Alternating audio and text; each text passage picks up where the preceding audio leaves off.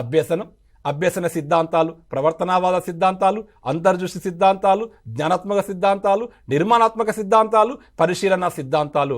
ఈ సిద్ధాంతాల మీద 3 నుంచి 4 క్వశ్చన్లు ప్రతి టెట్లో వస్తున్నాయి. ప్రవర్తనావాదంలో మనకు తారండైక్ కావచ్చు, పావ్లోవ్ కావచ్చు, స్కిన్నర్ కావచ్చు.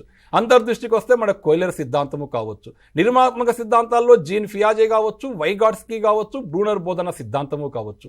పరిశీలన అభ్యసన సిద్ధాంతంలో ఆల్ఫ్రెడ్ బండూరా. ఈ 8 సిద్ధాంతాలు గుర్తుపెట్టుకుంటే మనం వాటి నుంచి ఈజీగా క్వశ్చన్ చేస్తాము, ప్రశ్న కూడా యాడ్ చేసుకోవడానికి అవకాశం ఉంది. అదేవిధంగా అభ్యసన బదలాయింపులు, ఇది కూడా ఇంపార్టెంట్ టాపిక్. ఒక సందర్భంలో నేర్చుకున్న అభ్యసనం మరో సందర్భంలో ఉపయోగపడ్డా, ఎలాంటి ప్రభావం చూపకపోయినా లేదా ఇబ్బంది కలిగించిన అనుకూల బదలాయింపు, ప్రతికూల బదలాయింపు, శూన్య బదలాయింపు అని చెప్పి ద్విపార్ష.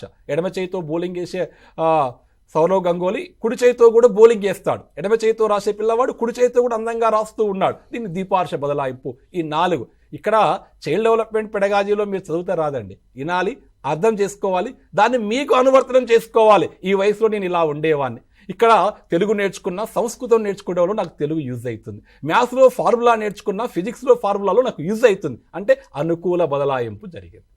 ప్రతికూల, అమెరికాలో డ్రైవింగ్ నేర్చుకుంటూ ఇండియాకి వచ్చి డ్రైవింగ్ చేయాలంటే ఇబ్బంది పడుతున్నాడు, అక్కడ కుడి చేయి ఇక్కడ ఎడమ చేయి అయితే ఇబ్బంది పడుతున్నాడు, ప్రతికూల. అంతే, అది మనకు ఎగ్జాంపుల్ అనువర్తనం చేసుకుంటే చాలా చాలా ఈజీ అవుతుంది. పొలిటికల్ సైన్స్లో ప్రావీణ్యం ఉన్న వ్యక్తికి మ్యాథ్స్ చెప్పడంలో అది బదలాయింపు జరుగుతుందా? శూన్య బదలాయింపు, ఎలాంటిది ఉండదు. మోటార్ మెకానిక్ బాగా వచ్చేటటువంటి వ్యక్తి బొమ్మలు గీయగలడా? గీయలేడు.